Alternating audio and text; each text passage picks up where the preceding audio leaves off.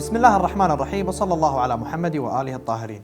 الله عز وجل خلق الإنسان وعطاه صفة ميزة عن باقي المخلوقات، هي قدرته على التفكير والربط بين المعلومات، ومن هذه القدرة يستنتج معلومات جديدة ما كانت موجودة عنده. هذه العملية احنا نسميها بالاستدلال المنطقي، فهو باختصار عبارة عن ربط بين المعلومات الموجودة بذهن الإنسان بطريقة وكيفية معينة علشان يوصل حق النتيجة المطلوبة. والمعلومات اللي احنا نربط بينها علشان نوصل حق النتيجة المطلوبة نسميها بمقدمات الاستدلال. مثال على الاستدلال، أنا أبي أستدل على أن صاحبنا المصور راح يموت.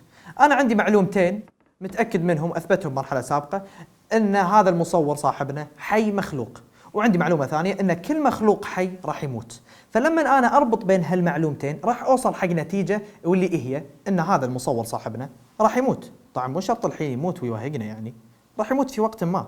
من هنا ينطرح سؤال، وهو أن هل كل معلومة لازم أنا أستدل عليها علشان أعرف أنها هي صحيحة أو خاطئة؟ علشان نجاوب على هذا السؤال خلينا نرجع للكلام اللي ذكرناه في حقيقة الاستدلال، وذكرنا أن الاستدلال هو الربط بين المعلومات علشان نوصل حق النتيجة المطلوبة. هنا لازم نضيف نقطة مهمة، وهي أن المعلومات اللي إحنا نربط بينها علشان نوصل حق النتيجة لازم تكون صحيحة علشان يكون الاستدلال صحيح ومبرر منطقيا كما حرر في علم المنطق.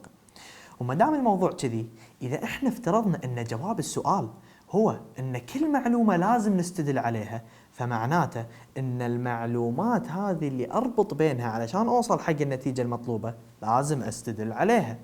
يعني أنا لازم أستدل على نفس المعلومات اللي أربط بينها علشان أعرف قيمة النتيجة اللي وصلت لها.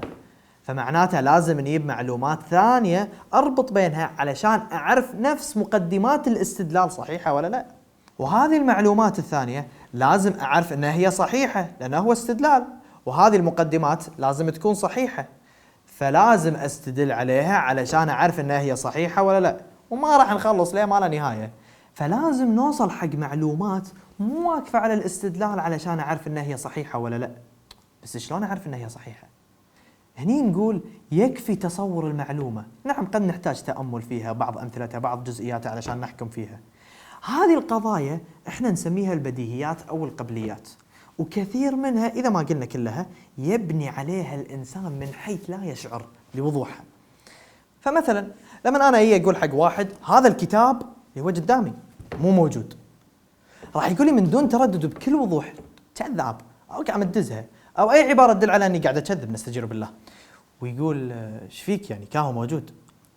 هني لما نحلل نشوف أن صاحبنا خليل بنى على مقدمة من دون ما يشعر فيها، وهي أن مستحيل يكون الكتاب موجود ومو موجود بنفس الوقت، وهي فكرة استحالة التناقض.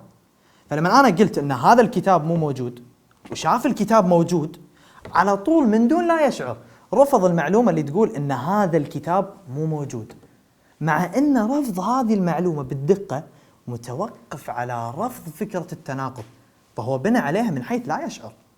وأيضا بعد بنى على معلومة ثانية من حيث لا يشعر لما قال أن هذا الكتاب موجود، ايش فيه قاعد تكذب، وهي أن اللي قام تشوفه عينه شيء واقعي مو خيالي وهم. فعلشان كذي يقول لك كاهو قدامك ما تشوفه، فهو قاعد يبني على أن اللي قاعد يشوفه شيء واقعي. وأيضا بنى على معلومة ثالثة من حيث لا يشعر، وهي أني لما قلت هذا الكتاب مو موجود، بنى صاحبنا خليل على أن الأصوات اللي طلعت مني في واحد طلعها، ما يتصدفه بدون ما يوجدها أحد، ولا ما أنا معنى يقول لي أنا كذاب من دون لا يعتقد أني أنا أصدرت هذه الأصوات. وهذه الفكرة اللي تقول لكل حادث سبب. مثل هذه المعلومات لما تفكر تستدل عليها ما تلقى استدلال واضح، مع أن كل إنسان عاقل، مهم يكون عاقل طبعا، يدرك وبوضوح أن هذه المعلومة صحيحة بلا شك ولا إشكال. فمثل هذه المعلومات لا نحتاج الاستدلال عليها. والسؤال الأهم، شلون أعرف أن هذه القضية بديهية؟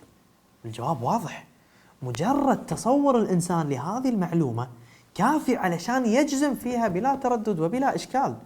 نعم بعض المرات قد يحتاج يتأمل في الأمثلة علشان يدرك، بس بعدها خلاص راح يجزم بلا تردد وبلا إشكال.